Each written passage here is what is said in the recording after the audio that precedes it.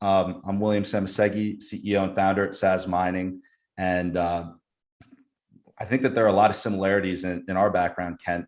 But what I saw back in 2017, and then when starting the company in 2018, I saw this type of division between you had the world of mining, the world of finance, and then the energy sector. And inevitably, when you look at mining, you see that these different industries were going to collide. And so really started diving in and seeing how big of an impact that this technology was going to have, not on just money, but on all facets of society. And I think that that's really how you and I decided to really team up, pair forces, and try and bring Sazmining with this rebrand, but also to the everyday person out there. Because at the core of it, when you understand the philosophy and the first principles approach of energy and Bitcoin, you realize that it's important to put miners in the hands of the people. And that's what we're working to do here. Yeah, it couldn't come at a better time with all the inflation that folks are experiencing in the US. I think when it comes to Bitcoin mining, there's some historical precedents that I don't think a lot of people are aware of. So if you go back in history, actually, there were a lot of brilliant engineers and inventors that have tried to create a form of money that was based on energy. Thomas Edison, Henry Ford, and then a revolutionary architecture person named Buckminster Fuller. All these people tried and they couldn't, because really the underpinnings for the basics of the technology to have a form of money based on energy needed to actually have the internet first. And now that we've got the internet, Satoshi Nakamoto created Bitcoin as a monetary layer that operates on the internet. And I think, for the first time in human history, we now have the ability for energy to be turned into packets on the Bitcoin network and sent anywhere in the world for pennies. I just looked at a transaction on the Bitcoin network yesterday, for instance. $100,000 was sent and it cost about 24 cents. That's not possible. That level of efficiency is not possible with our current banking system. And that only functions because of Bitcoin's proof of work portion, the maligned and much misunderstood aspect of the Bitcoin network. And that's where mining is, right? So Bitcoin mining serves two primary functions in service of protecting the ledger, right? So the ledger is the Bitcoin blockchain, and that's a record of all transactions that have ever occurred and which addresses hold which amount of Bitcoin, right? And so currently there's about 19 million Bitcoin, and Bitcoin mining produces the next block in that blockchain ledger. And in doing so, it both secures the network and it creates new Bitcoin. Now, the cost for doing that, the proof of work, is the energy that's expended in order to produce the new block. And that right there is the point where a lot of people get wrapped up. They're not used to a monetary system that requires work in order to validate the transactions and back the money. And at its core, actually, I understand that misunderstanding because at its core, we don't live in a society where money has any work behind it, right? If you look at how money is created it's really today, crazy when you think about it. It is. If you look at how money is created today, the base of the financial system is the US dollar. Like that is the reserve asset in the financial system. And that unit of account that we all use is basically arbitrarily created based on the whims of about 8 to 12 Federal Reserve bankers, right? And they go into a room periodically and decide if they're going to raise or lower the money supply in the marketplace. Now, it gets a bit complicated how they do that, but in essence, it's adding zeros onto a database and removing them. And at the moment, they're attempting to remove some, right? Because of inflation. Anyway, I've shared a lot there, but I hope I've covered the basics of Bitcoin mining. Yeah, well, I think that what you were digging into there and is really what is money, and that's one of the things that makes Bitcoin so important. I think that a lot of people, especially in Bitcoin, have gotten really educated on like what is money because of diving down the Bitcoin rabbit hole. And I mean, COVID was a big, event that woke a lot of people up to what was happening. And it was something that a lot of Bitcoiners have been talking about previously, saying, "Hey, if you have a money that can be printed without the use of expending energy, without having to put in work, then it devalues the money." Like if you're a government and you go print enough money to give everyone $1 billion stimulus checks, you're not looking at a bunch of billionaires around the world in terms of purchasing power. You're just looking at a lot of people who are holding dollars that are worth a lot less in terms of value. And so, yeah, I think it's powerful. And I think that on the mining side, it's important to understand that as a miner, you're acting as like the central bank for the Bitcoin standard. You're actually involved in bringing new Bitcoin into circulation. And it's the first time in human history where, as a citizen, you have the ability to do that. You have an ability through mining to be part of the layer one of the Bitcoin financial system, the decentralized financial system. And I think that that's a very powerful concept that's finally being open to the everyday person who wants to start mining. Yeah, couldn't agree with you more. So we've got a question from the audience from Jill asking to explain the difference between proof of work and proof of stake.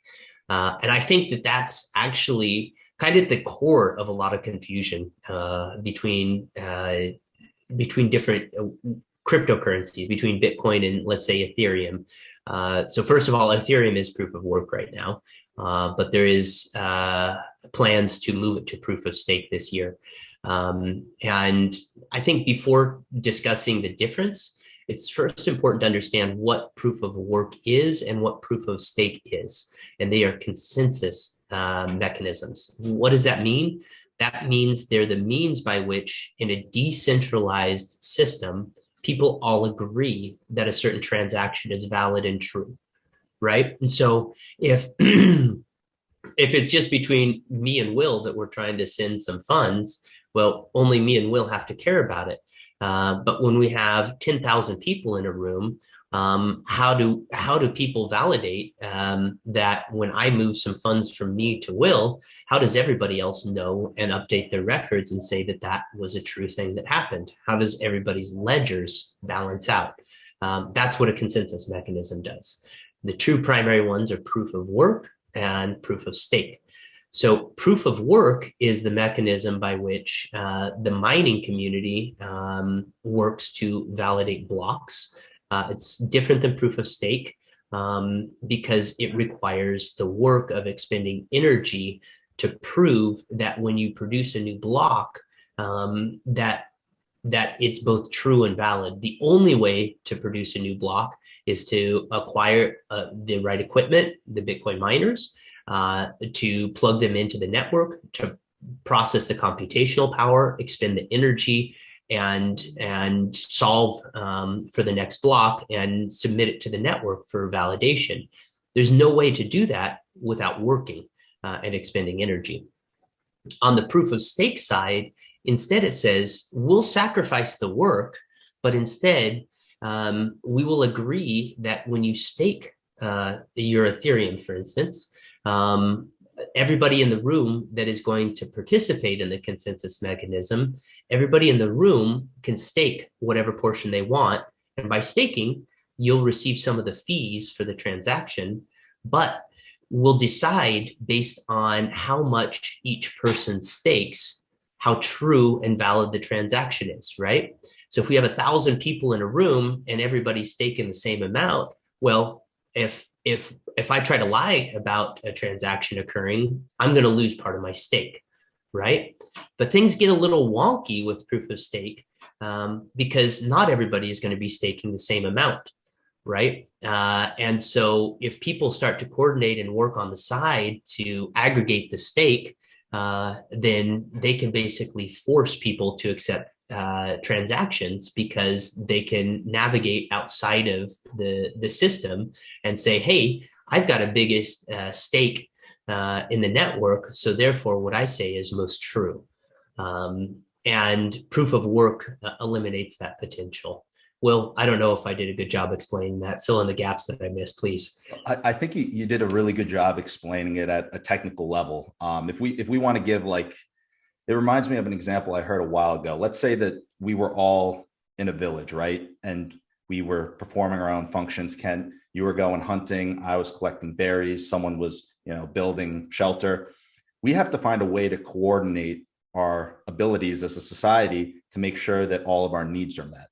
And in order to do that, a lot of times what you see is you see barter systems arise. So you'll go and you'll hunt, and then I'll give you berries, and we'll all coordinate to service the needs of society.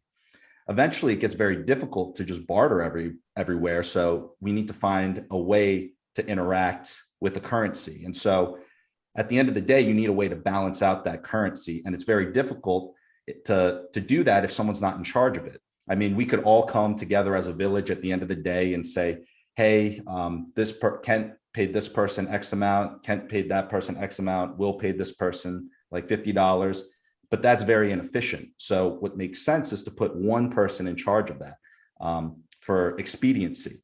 But the problem is if you have one person in charge, it can make things, that person can take advantage of the system and change a number of transactions. And in that system, there's inevitably going to be corruption. And so when we're talking about proof of stake or proof of work, those are different types of consensus mechanisms. So it's a different way that we can automate through technology that allow you to find consensus and find consensus in the most efficient way possible. And right there on the technical level, you were talking about how a proof of stake system can be corrupted. And the big question is, what makes proof of work the best consensus mechanism? What makes it so valuable? And at the end of the day, you're looking at the first time in human history where you found a way to find consensus among all the participants in the network. And you found, and you're doing it in the most efficient way possible. You're tying that to real world work, real world energy through mining. And yeah, I think that I'm not sure that's just another way to look at it on, I guess, a more transactional level, but there are different ways to find consensus, and the proof of work mechanism is shown to operate the best in terms of the mining network and decentralized technology. And let me add just one point to this that just make it very human, right? When we know that there's work behind something, we value it, especially when we put in the work, right? If you just hand somebody something for free, they tend not to value that the same way as if they did a job for an hour that paid them that same amount of money, right? That sense of accomplishment. And so on a very human level, we can experience that with our money, right? When I think everybody in the US right now, seeing how the Federal Reserve works and seeing how more zeros are added, feels a sense of maybe dishonesty is the wrong word, but a sense that this isn't fair. How did just a bunch of people get to decide they don't do any work to do this versus everybody feels it's fair when you work for a few hours that you get paid equitably for it, right? So there's a sense of fairness that occurs when work happens that does not occur when there's no work behind it. So I don't know if that helps and makes it more human. Yeah, I think that like when I guess taking a step back and thinking about more so from the mining point of view, that's one of the reasons why when we're talking about Bitcoin and the value that Bitcoin provides, it's necessary to consume energy for Bitcoin to have value. If you could just automatically print new work into society without actually performing that work, then it corrupts the system. It doesn't make sense necessarily for a single entity or organization to be able to siphon the work of the entire society out by printing more money. And right now it's almost gotten normalized to all of us. I mean, it's almost like that, like the frog in the pot of boiling water with the temperature rising slowly and slowly. And before you know it, you're you're just boiling alive. And that's kind of what's happening right now in your monetary system, is you're holding dollars that are just losing value over time. And so the big question is, how are you going to protect your money? How are you going to protect your wealth? And the option that we're talking about here is with Bitcoin and with Bitcoin mining. I mean, it sounds like a crazy concept for me to say, hey, you can have your own money printer. If you did that with the traditional US dollar, you can't just go and start printing your own money. That's illegal. There's only one group that can go and print more money legally, and that's that those are the people that we're talking about at the Fed. But the powerful thing here is now you actually can have a money printer, but instead of printing dollars, you're printing new Bitcoin. And in my opinion, that's far more valuable because you're printing a digitally scarce asset, but most importantly, you're printing something that is accepted as property, accepted as money, and you're printing this asset that is finite, that can't be printed away like dollars. And yeah, I think that it's important to have that option open to people around the world. And right now, it's something that before Sazmining was really only available to the big miners, people who had the ability to run these large operations. Because who here on this call is time to go negotiate power contracts, negotiate hardware purchases, all these other things. It's not feasible for an everyday person to do. You need the ability to do that, though, if you're going to begin mining. And so that's really where, and what we're passionate about with Sazmining is we want to give this ability for people to own their own Bitcoin miner, to own their own money printer, to have sovereignty over your own Bitcoin that you produce, that you earn, give you the ability to have that. It's really an awful trade, but it's an awful thing to think about when you think about how your time can be stolen from you. If you spend your time to earn dollars and those dollars can be inflated away and devalued, like in almost every country around the world over a long enough time span, then your time was stolen from you. And this is a way where you can protect yourself from having your time stolen and from having your work and contribution to society stolen. Yeah, absolutely. Will, as I think about it, at Sazmining, we've really got this vision to transform how people relate to money and energy. And we're doing that by democratizing access to Bitcoin mining. And I think that what's so revolutionary about that democratization is that it helps people directly fight what you and I think is the most insidious evil on the planet, which is inflation, right? Because it's a group of people that sit around that inflate the monetary supply. And it ultimately means that everybody that works for a living suddenly is producing less value for themselves through their work.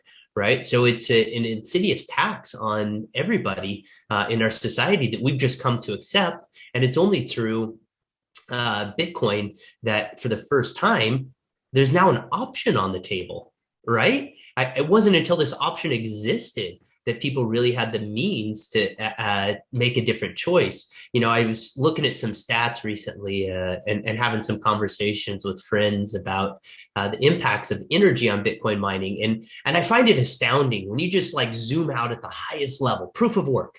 Okay, I don't understand it, but I'm going to attack it because it uses energy, right? That's the typical thing that happens. And when you look at that, the energy actually, and just aggregate it, right? Energy usage is the boogeyman, and that's destroying our climate and leading to climate change, right? And our ability to understand nuance on these things is just easy to just lump it in as this terrible thing. But zoom out and look at the numbers for a second, make it grounded and practical. So right now, Bitcoin is running on 58% clean energy, renewable energy, right? That right there makes it the cleanest industry on the planet right now, today. Now, okay, we've got 42% further to go. I agree. Let's make that 42% renewable. That's our mission. We're doing it, right? And then, okay, now we've got 58% is renewable, 42% isn't. We can do better. How much energy are we actually consuming on the planet? 0.5%, right? So a lot of this hysteria about Bitcoin driving climate change, we're talking about 0.5% of all the energy in the world right now is going to secure roughly $1 trillion worth of value. Will that likely grow? Sure. But estimates at the highest end, I think, put that at no more than 5%, right? So to me, if you care about climate change and energy, which I do, then it makes a lot more sense to look at the bigger buckets, and to make a comparison with the existing system, because I think this is the really uncomfortable thing that Bitcoin does for people.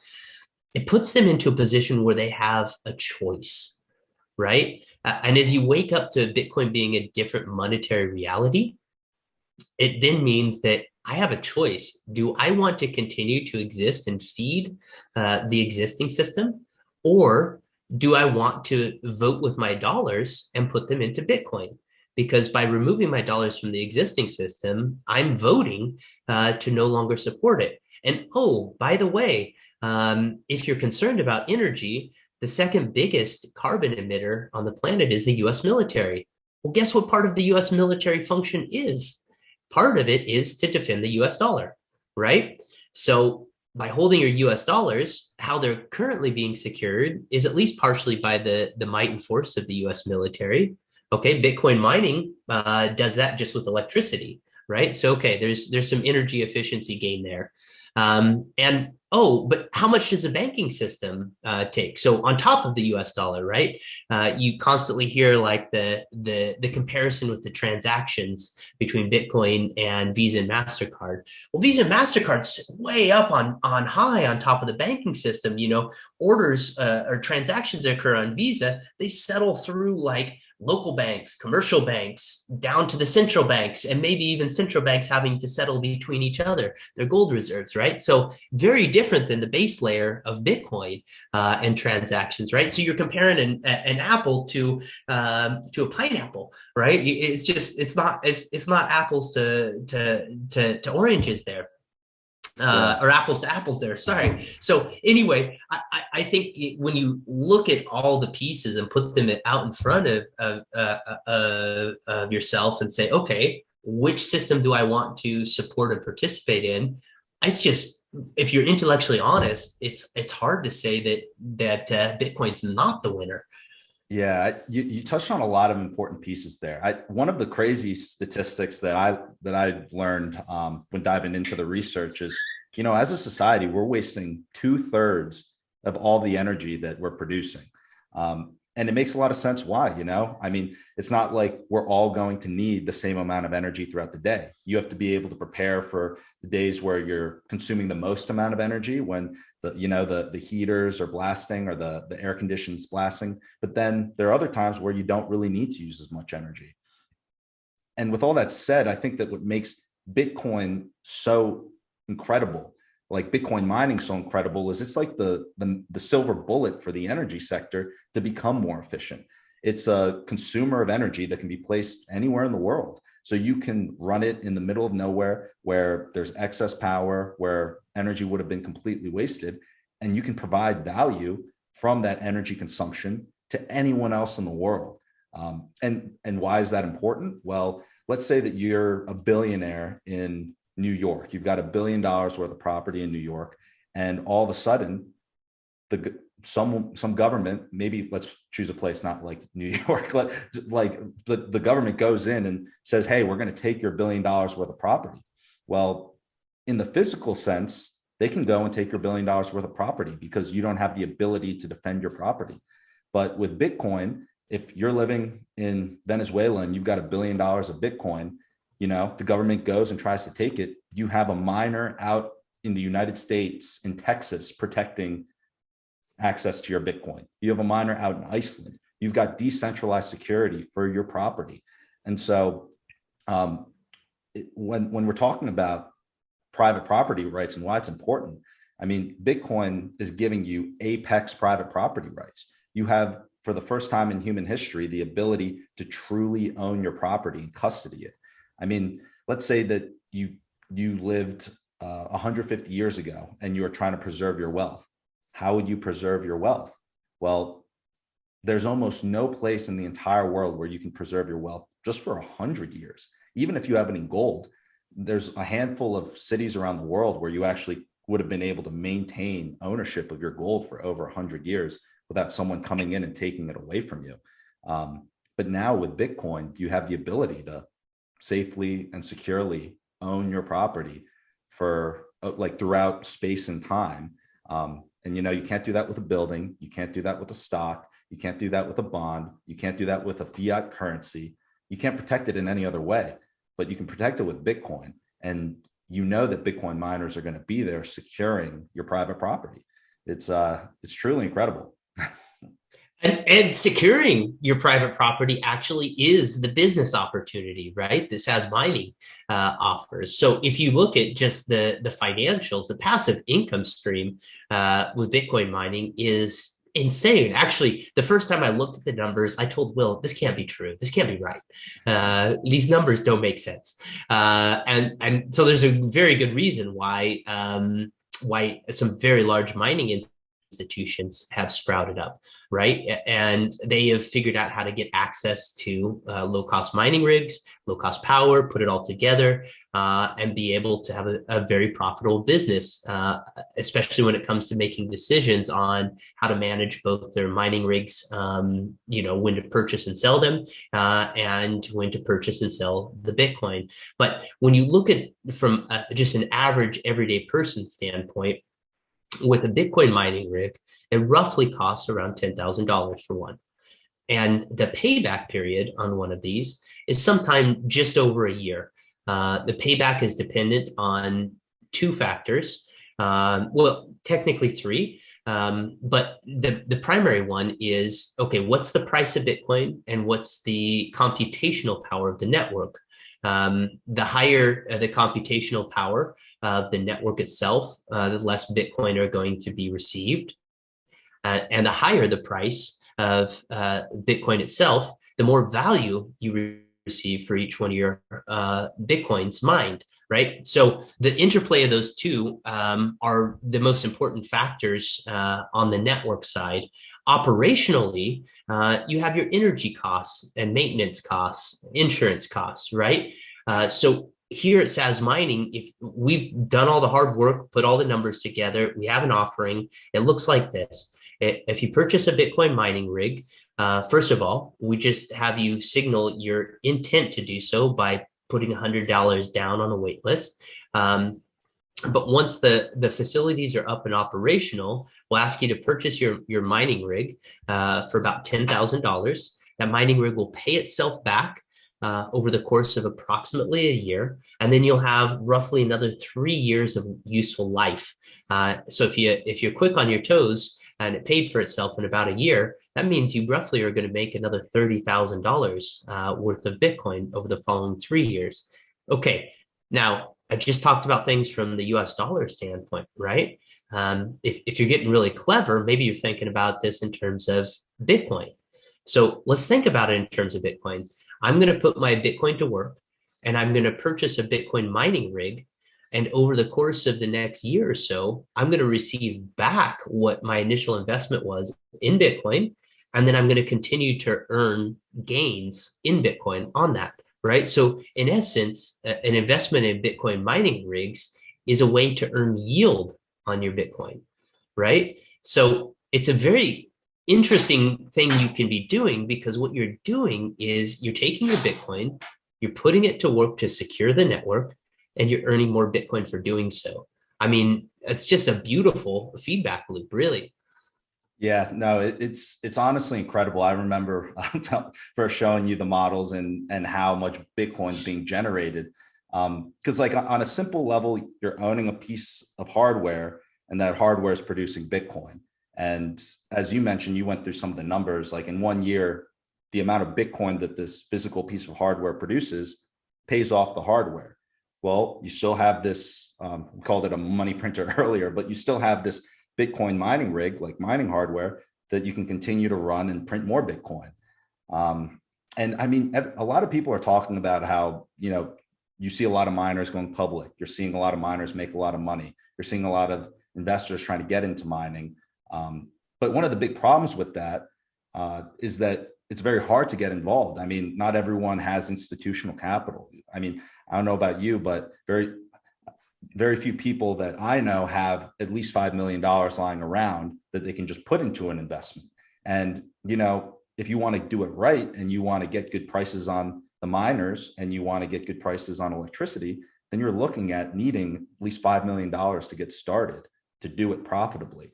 And so I think that that's why I'm really happy about what we're able to put together with the platform, is because we can aggregate all the demand. And if you're a customer, you get in on that bulk pricing. We're not upcharging any of that.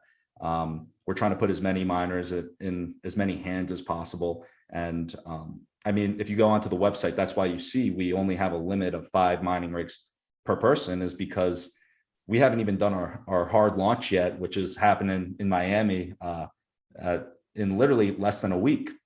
And so once we do that hard launch, we don't want a single institution or a single large buyer coming in and taking up all the spots for the initial facilities. We want to allow anyone to go and begin participating in mining. So if we got that question last week, someone was asking, oh, why can I only do 5 mining rigs total? And that's the big reason. We're really excited about Bitcoin 2022 and doing the hard launch. But in the end, we're excited to get a lot of these miners in more people's hands, because, I mean, all the problems that we're talking about with the traditional central banking system, how do you solve that? You put the miners in the hands of the people. And that's what we're hoping to do with this product. Yeah, and on that point, Will, Paul had shared on the side with me a link to the fact that you're speaking at Bitcoin 2022. Talk about hard launch. You're going to be up on stage in front of 35,000 people. At least that's how many people are expected to be in attendance this year. Having an opportunity to share with them the excitement that we feel and are conveying in this call, and I think it's incredible, because that democratization does not exist in the marketplace right now.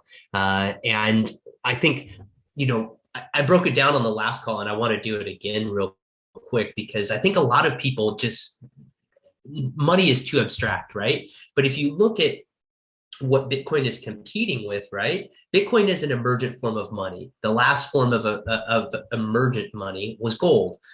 So if you look across different societies over time, they all wound up gelling on gold as the solution, right? It just emerged. Bitcoin's doing the same thing all over the globe. People are just slowly adopting it and converging on this. So that's the emergent property, right? But if you look at what it's competing with as the base of the current financial system, that's the US dollar. Right? And we touched on how the dollar is created through the Federal Reserve. And we touched on the fact that what backs up the dollar and keeps it in its point of dominance is at least partially the force of the US military. So what does the same thing on the Bitcoin side? That's Bitcoin mining. Bitcoin mining both secures the network, just like the military does, at least partially with the US dollar, and it produces new Bitcoin, just like the Federal Reserve. So by owning a Bitcoin mining rig, what you're doing is you're both securing the new financial system and you're producing the new Bitcoin.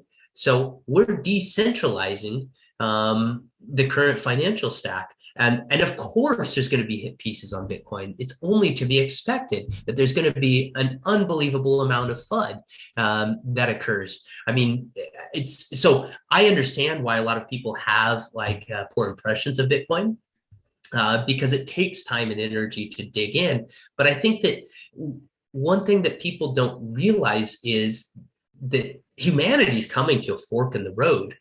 And there's really only 2 choices that we are going to have. Right now, the technology exists for a decentralized future. But if we don't choose that fork in the road and go towards a decentralized future, we're going towards an even greater centralized future. I think all of us can see from the pandemic over the last couple of years just how intense our centralized governments can be when they want to control things. And I think that, if we don't choose to go a decentralized future, which offers people the opportunity, to have their own freedoms of choice and these things, then we're going to centralized future. And I think that reality is the one that we see most evidently playing out in China right now, right? Where you've got a centralized form of money that's coming out to the people, digitally secured and controlled on a wallet that also serves as a system of social credit scoring, and also serves as gateways to access basic goods and services, right? And it's still in the implementation phases, that system, but I think that's the extreme on the other side. Well, Bitcoin is the opposite end of the spectrum. And I think that for a lot of reasons, choosing a decentralized form of money represents a better future for humanity than choosing a centralized form of money. Yeah, I think you're touching on an important point. And I mean, really, when you look around the world at all the craziness that's been happening, I mean, since COVID, especially, we could talk for the next 3 hours about that straight. But even beforehand, I think that this is one of the wild things is you look at what Bitcoin's been through since its inception. Currencies have failed since Bitcoin's been incepted. And what did you see those people do in those countries? Well, naturally, if your currency was devaluing, what would you try and do? You would try and protect your wealth. You realize that the bolivar, insert failing currency, you're going to get out of that currency. And what can you do to protect your wealth? Well, in all those areas, you see the population get more sophisticated and understand and adopt Bitcoin. And you see that continued adoption. And so what does this mean for you if you're looking at, okay, well, in the past, we know fiat currencies collapse, and we know that Bitcoin, since its inception, has been the asset that you've seen people flee to. Well, you realize that we're still very, very early in this. We're still globally seeing an experiment of fiat currencies, and you're seeing those fiat currencies continue to collapse. I mean, the US dollar wasn't being used 500 years ago, it wasn't being used 200 years ago. And what's the best performing fiat currency over a 100-year timeline that we have today? It's the pound. How much can the pound buy now compared to how much you could have bought when the pound was first issued? It's lost over 99.5% of its purchasing power. So would you have wanted to hold a ton of pounds for 100 years? Well, probably not, because it's inevitably going to be printed away and you're going to lose your purchasing power. So with all that said, I think that going back to what's happening in the world today and what you're seeing happen with these currencies and what you're seeing happen in countries where there's war happening, you're seeing this as a huge catalyst. It's like an enormous marketing campaign for the current failures of today's system. And what does that mean for you? It means that, well, you have to find it. It's scary, but you have to find a way to protect your wealth. And I mean, I think, Kent, you and I have come to the same conclusion in maybe different roundabout ways, but the safe haven for that we see where you can protect your wealth is through Bitcoin and Bitcoin mining. And that's really what we've decided to do ourselves. And it's clear why we're pretty passionate about it. But I think that concept that I keep going back to is like having the ability to truly own and become part of the central bank, own your own money printer, and be able to continuously produce your own Bitcoin. And no one can get in the way of that transaction. The Bitcoin you produce is sent directly to a wallet that you own. I think there's something powerful in that, and something that you don't see widely understood yet. But just like any technological advancement in history, you saw people who understood something about the world that the majority of people hadn't understood yet. They're rewarded for it. The early people who adopted the internet, even like, you look at Rockefeller and Carnegie, those guys were technologists in their time. You must have sounded like a madman if you were going and buying this oil and trying to use it for these crazy purposes that people just couldn't understand at that time. So yeah, it's a little bit of a tangent there, but I think it's fascinating. Yeah, absolutely. Well, I don't recall if we said it. I know we both intended to say it, but we definitely welcome questions. instead of just rambling with our thoughts on Bitcoin and Bitcoin mining. I mean, Will and I could go literally for hours doing that, but we definitely want to answer questions. So if you've got them, throw them up there. I do see Jared is asking a question right now, which is what distinguishes Sazmining from other companies that offer Bitcoin mining to the masses? And I've loved this question because it's an opportunity to just point out how singular we are in our offering. So right now, if you wanted to mine Bitcoin for yourself in a clean way, the only way you can do that is to figure it out on your own. We're the only company that's offering that service. Now, that doesn't mean there aren't other companies that allow you to Bitcoin mine, but we're the only ones that have a clean energy mandate with that mining. And we just think that that's smart business. I mean, forget your take on climate change and ESG and all these other narratives. We just see that the future of low cost energy is renewables, and it makes sense to just skate to where the puck is going, rather than and embracing that change rather than staying stuck with the current energy mix. On the second point that I think really makes us different is the fact that we're not tying up your capital. We're asking for $100 commitment to join our wait list. And I'll post that here for everybody's interest that would like to do so. But we're only asking for $100. There's a few other companies that do this service. They ask for the whole purchase price of the Bitcoin mining rig up front.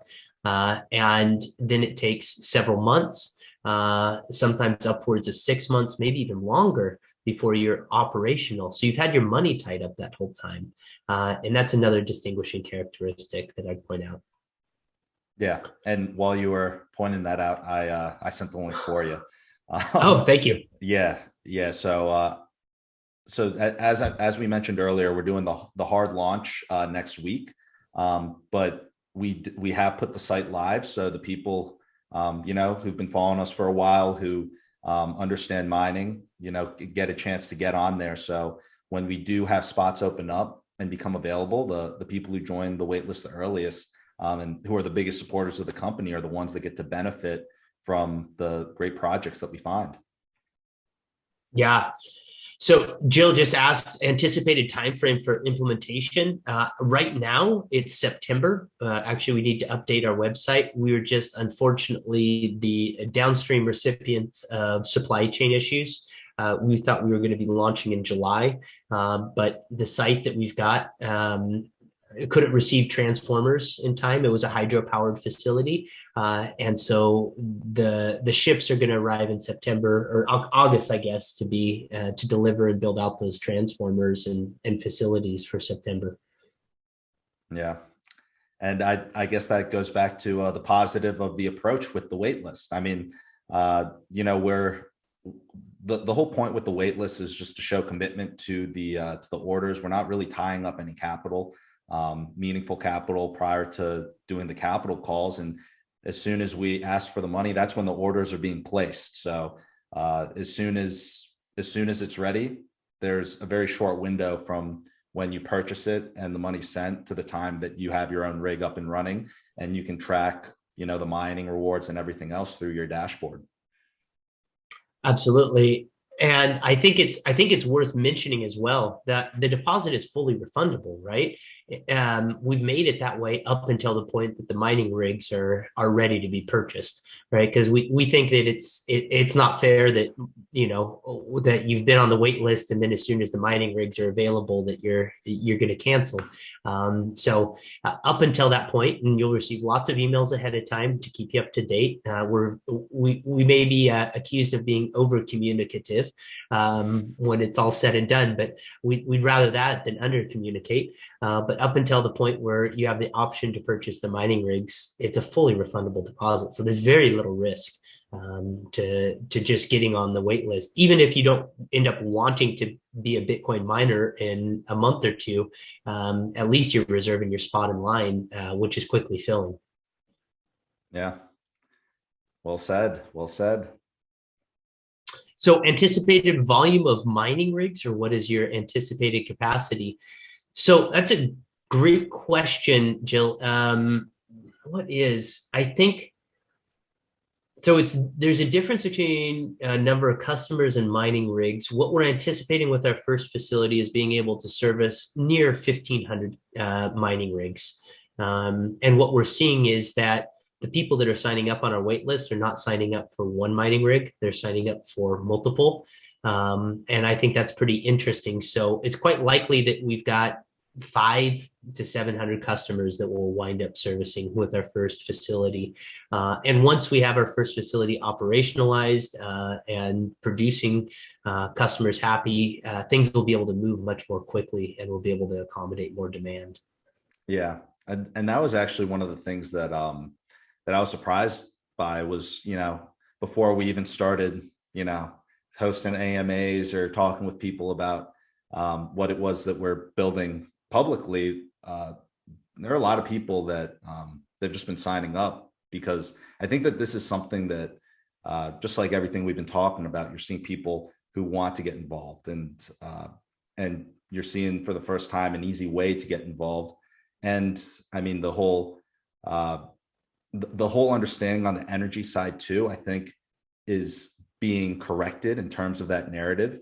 You talked about it earlier, Kent, so don't need to rehash all of it, but you're looking at what I truly believe to be the most ESG friendly industry out there, not just from an energy consumption of renewables, but also from the S and the G side of what Bitcoin and Bitcoin mining provides to the world. So the initial narrative that you saw pushed out by the media clearly showed a lack of understanding of what the value of Bitcoin is, what Bitcoin mining actually does, and then the impacts that has. And finally, there's more research coming out on it, and you're actually getting the miners' opinions, who are the most knowledgeable about these questions, to be able to answer it properly and put forth what's actually happening, rather than some surface narrative.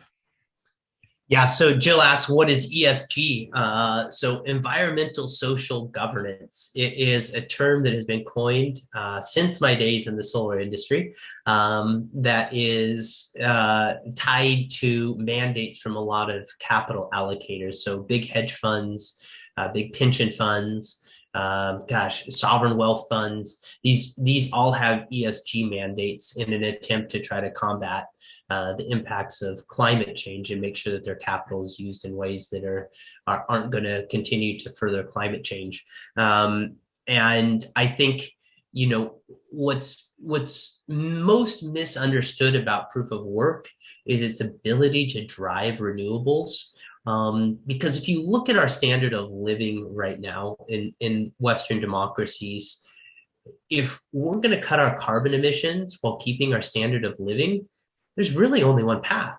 We have to electrify our grids. We have to reduce how much fossil fuels that we're burning. And we've got to make a transition to using more electricity instead. Well, we're not going to be able to do that if we use a lot of coal and other fossil fuel-based electricity sources as well, right? So what's the solution to electrifying our grid? Well, there's pretty much only one path, and Bitcoin was the missing link to accomplish that, which is we need to have something that is stable, that produces power on the grid, right? Because with renewables, there's an intermittency issue, where there could be times where both the wind isn't blowing and it's night. So if we're fully dependent on just wind and solar, for instance, we're going to need to have hydro as a base in a lot of places, possibly even nuclear energy as a base, something that's constant and putting energy on the grid, because the grid always has to balance supply and demand. The batteries might help with that to a degree. But if you look at what's going to actually help from the carbon emission standpoint, we need to overbuild renewables and deal with situations when there's overproduction. And the only way to financially overproduce or overbuild renewables and make financial sense with it is where Bitcoin mining comes in. because then in times where people on the grid don't need that excess renewable energy, it can be monetized. And that suddenly makes the financials for a lot of renewable projects pencil. And I know this directly because I'm speaking to folks just last week that were talking to me about a wind farm that they're thinking about turning offline because they're overproducing during certain time periods, and the negative rates that they're having to pay for their overproduction just are making it infeasible. And they're like, hey, if you guys have 50 megawatts of Bitcoin mining, you can deploy yesterday because suddenly we can keep our wind farm operational, right? So it's very clear that this is an issue that Bitcoin can solve. Yeah, well said.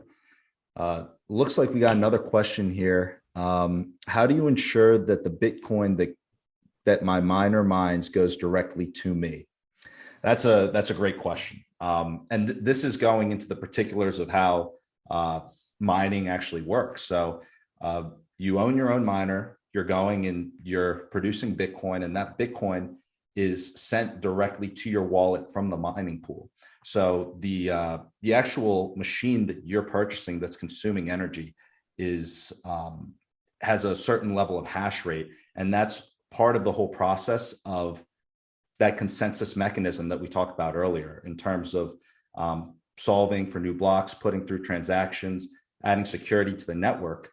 The Bitcoin that's mined from your machine is then being sent directly to your wallet from the mining pool. So, I mean, at Sazmining, we're not touching your Bitcoin. No one else is involved aside from the Bitcoin network and the mining pool that is sending the Bitcoin directly to your wallet. And of course, I mean, we could also go into much more details on how, mining and hashing operates within the Bitcoin protocol. But at the end of the day, your miner is producing a service to the Bitcoin network. And for you providing that service, you're getting Bitcoin sent directly to your wallet. That's right. And the service you're providing is security for the Bitcoin network. That's what you're getting paid for. So just like the mall cop gets paid to secure the mall, you're getting paid to secure the Bitcoin network. So that's and I think that's something that's very powerful too. Just realizing that you're involved in that whole process. Like everything that we're talking about here right now, that's made possible. All the properties that make Bitcoin great is made possible by the miners, and that's a very valuable service. And you're compensated as a miner in Bitcoin for providing that service. And so when you own your miner, you're contributing and making Bitcoin possible, and you're being rewarded directly with the Bitcoin that is mined. Yeah. Well, I think we're getting up here against the top of the hour, Will. Anybody have any last questions that we can answer?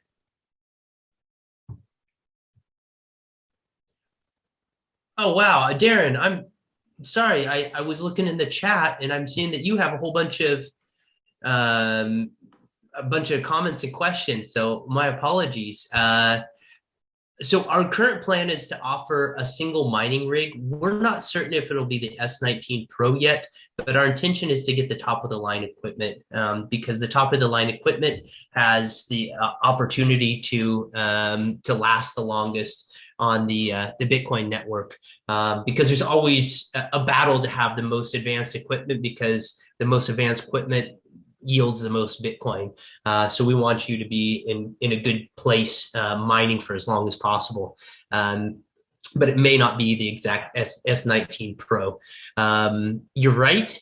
Negotiating power contracts is not particularly fun, but it's something that we enjoy doing or have learned to enjoy.